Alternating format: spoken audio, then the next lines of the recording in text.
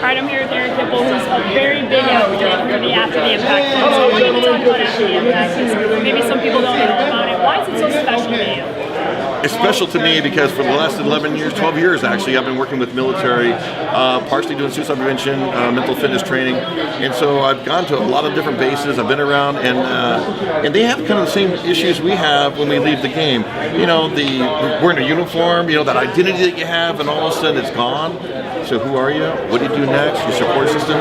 Just being around. If you watch veterans get together, you know, and they'll do stuff like we do.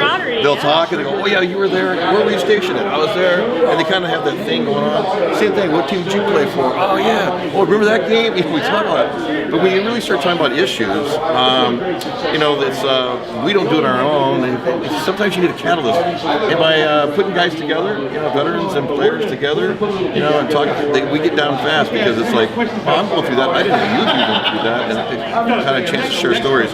And After the Impact was designed for that. It was designed to bring us both together, but also get to some of the serious issues.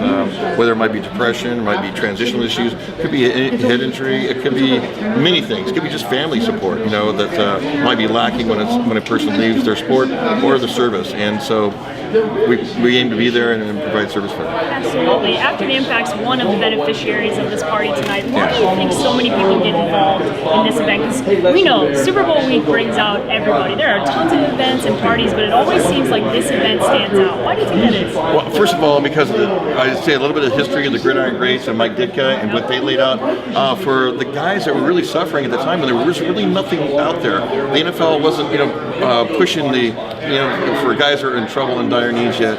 So as the NFLPA and the NFL start doing more and more for those guys, there's still that gap and that thing that's missing for some of us older guys. It's not there. So there's that. So the one issue. So how can I help? The other is, of course, you know, people love veterans and getting involved in veteran issues and stuff because they keep us safe, they keep us here. And then the last but not least, Jaws' youth program.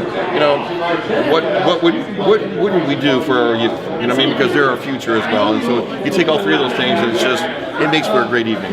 Why do you think, one last question for you, why do you think that the fans, like, there's a misconception about, like, the older guys and the new guys, so what would you like the fans to know, maybe? Because I think everybody thinks they made Aaron Rodgers money, and that's not necessarily the case. So give a little insight to the fans about Gridiron Greats and After the Impact and what they should know, maybe if they've never heard of it before. There was a dramatic shift in the mid-'90s, and then it just kept on going up until they got a salary cap in place. And so when you read about a guy signing a $15 million deal, a bonus up front and stuff, you know, the numbers that we got before the 90s or before mid-90s that was down there was not even close to that. In fact, we wouldn't be any different than maybe a small upper class, you know, middle income, you know, back in there. And so there's two things with that. One is it made us more approachable by fans because you come up and talk to you. And these guys are in an upper echelon way up there, and so they're more on the celebrity level now, not just being a football player. And I think that's the separation